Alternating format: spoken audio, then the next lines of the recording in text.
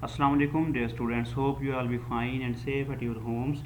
I am your math teacher with the lecture of day 6. So today we will start our lesson unit number 4, squares and square root exercise 4a. Question number 1. Find the factorization the positive square root of 529 529।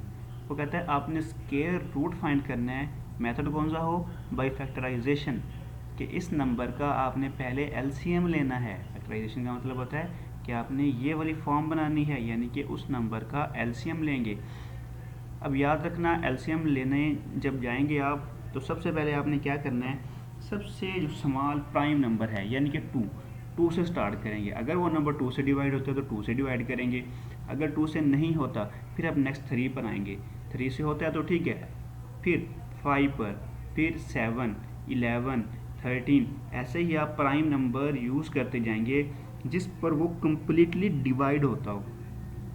अब देखें 529 ये 23 से पीछे वाले numbers में से किसी पर भी डिवाइड नहीं होता, तो ये 23 पर कम्प्लीटली डिवाइड हो रहा है। 23 मल्टीप्लाई 23 तो क्या बनता है 529, तो फिर 23 बनता 23 हो गया। तो इसके जो फैक्टर बने हैं वो 23 ही बने हैं, तो हम लिख सकते हैं 529 is equal to 23 multiply by 23। अब इस लाइन का मतलब, बार का मतलब ये है, ये पेयर बन रहा है, यानी कि ये वैल्यू 2 टाइम आ रही है।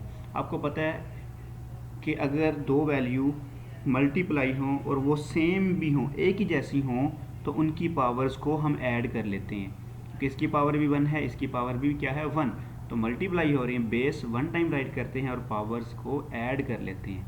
तो ये 2 टाइम था तो 23 रेज़ टू पावर 2 हो जाएगा।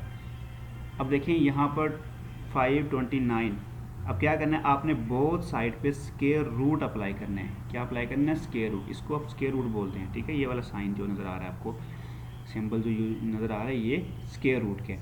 इस तरफ भी स्क्वायर रूट अप्लाई करेंगे और इसके इक्वल के इस साइड पर भी स्क्वायर रूट अप्लाई करेंगे। आपको पता है प्रीवियस लेक्चर में यही बताया था कि स्क्वायर रूट की वैल्यू क्या होती है, किसी भी नंबर की पावर 1/2। तो यहाँ पर पावर 2 आ रही है तो स्क्वायर रूट की पावर की वैल्यू क्या है 1/2, तो ये 2 इस 1/2 से कैंसिल हो जाएगी, तो हमारे पास क्या आएगा आंसर 23। अब इसी तरह इसका थर्ड पार्ट है 1225 1225। अब इसका हम एलसीएम लेंगे, बिल्कुल वही प्रोसेस है। यहाँ पर वो नंबर लिखेंगे 1225, तो सबसे पहले देखिए एंड पर 5 आ रहा है, इसका मतलब ये 5 से डिवाइड हो सकता है। 2 से भी नहीं होगा, 3 से भी नहीं होगा, हम 5 से डायरेक्ट डिवाइड करेंगे। 5 to the 10, 2 कैरी हो जाएगा, 5 4 the 20, 2 कैरी 2 5 the 25। अब देखें फिर एंड पर 5 आ रहा है तो फिर 5 से ही डिवाइड करेंगे। 5 4 the 24, 5 4 the 20, तो 4 क्या हो जाएगा, कैरी हो जाएगा, और 5 9 the 45 हो जाएगा। दोबारा समझ लें, 5 4 the 20, 4 5 से चला जाएगा 45, 5 9 the 45। अब 49 आ रहा है, आपको पता 49 एक ऐसा नंबर है ना, 2 3 5 किसी पर भी डिवाइड नहीं होता, ये 7 पर ही डायरेक्ट डिवाइड होता है। तो 7 7 दा 49, फिर 7 किस पे होता है 7 1 दा 7। अब देखें ये याद रखना, हमेशा यहाँ पर पेयर ही बनते जाएंगे। 5 2 टाइम आ रहा है, 7 2 टाइम आ रहा है, ऐसे कभी नहीं होगा कि 5 3 टाइम आ जाए, 7 3 टाइम आ जाएगी। 2 टाइम आएंगे, या 4 टाइम आएंगे, या 6 टाइम, यानी कि इवन टाइम आएंगे। जैसे इवन नंबर होते हैं ना 2 4 6, ऐसे ही आएंगे।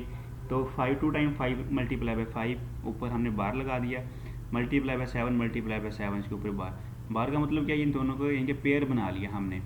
अब इसको लिख सकते हैं 5 रेज़ टू पावर 2, कैसे, क्योंकि दोनों नंबर मल्टीप्लाई हो रहे हैं तो पावर ऐड हो जाएंगी। इसी तरह 7 2 टाइम है, पावर्स ऐड हो जाएंगी, 7 रेज़ टू पावर 2। अब वही प्रोसेस है, बहुत साइड पे स्क्वायर रूट अप्लाई करेंगे, इस तरफ भी और इस तरफ भी। मैंने अभी बताया था कि स्क्वायर रूट की वैल्यू क्या होती है 1/2, तो ये जो इसकी पावर स्क्वायर 2 आ रही है, ये इसकी स्क्वायर रूट से कैंसिल, इसकी पावर भी स्क्वायर रूट से कैंसिल हो जाएगी। तो 5 मल्टीप्लाई बाई 7 ही रिमेनिंग होगा हमारे पास।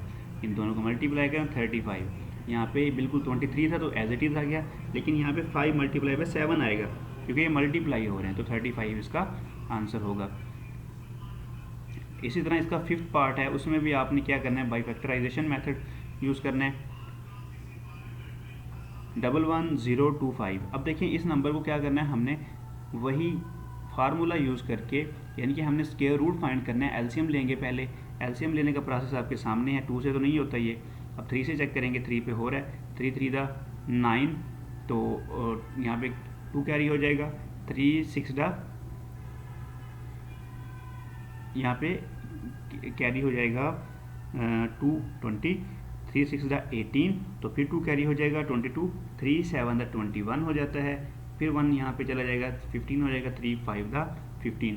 इसी तरह फिर हम 3 से फिर करेंगे। अब देखें ये 3 2 टाइम आ रहा है, फिर 5 से करेंगे 5 2 टाइम आ रहा है, फिर 7 से करेंगे 5 भी क्या आ रहा है, 2 टाइम आ रहा है। अब देख सकते हैं ये वाला यहाँ से 1225, ये प्रीवियस सारा क्वेश्चन यहाँ से स्टार्ट होता है, वो क्वेश्चन यहाँ से लेके नीचे तक सारा वही वाला क्वेश्चन है, पहले वाला, ये एक्स्ट्रा आया ऊपर वाले। तो अब बिल्कुल वही हमने करना है कि उनको मल्टीप्लाई कर लेना है, सबको मल्टीप्लाई करने के बाद आपने यदि पेयर बन रहे हैं इसका स्केयर ले लेना है, 2 टाइम है तो इसका मतलब इसका स्केयर ले लेंगे, ये भी 2 टाइम इसका भी स्केयर आ जाएगा। अब बोथ साइड पे स्केयर रूट अप्लाई करेंगे। आपको पता है स्केयर रूट से स्केयर कैंसिल हो जाता है, ये स्केयर से स्केयर रूट कैंसिल, इस स्केयर से स्क्वायर रूट कैंसिल, इससे भी कैंसिल हो जाएंगे। तो 3 मल्टीप्लाई बाई 5 मल्टीप्लाई बाई 7 हमारे पास रिमेनिंग होगा। इनको मल्टीप्लाई करें तो हमारे पास 105 आपका आंसर होगा। इसी तरह इसका 9th पार्ट है, उसमें भी आपने क्या करना है, उस नंबर का आपने एलसीएम लेना है, और एलसीएम पहले 2 से स्टार्ट करेंगे, फिर 3 से नहीं होता तो ये 37 से होता है। इनसे आपने एलसीएम लेने के बाद, अब देखें 2 कितने 4 टाइम आ रहा है, तो लिख लेंगे 2, देखें एक पेयर अलहदा बना लेंगे, एक पेयर अलहदा बना लेंगे, 2 multiply by 2, 2 multiply by 2, 37 multiply by 7। अब वो स्केयर की फॉर्म में लिखे हैं, स्केयर रूट अप्लाई करें, स्केयर रूट से स्केयर कैंसिल, और आपके पास आंसर क्या आएगा 142। और आपने प्रीवियस वर्क में से जो प्रैक्टिस करनी है वो है exercise 2 unit number 2 exercise 2A question number 1 2। It is your test. Your homework is exercise 4A question number 1 part 3rd 5th and 10th. You have to write down all the question on your homework register. Your writing should be neat and clean with proper heading. Take care. Allah Hafiz.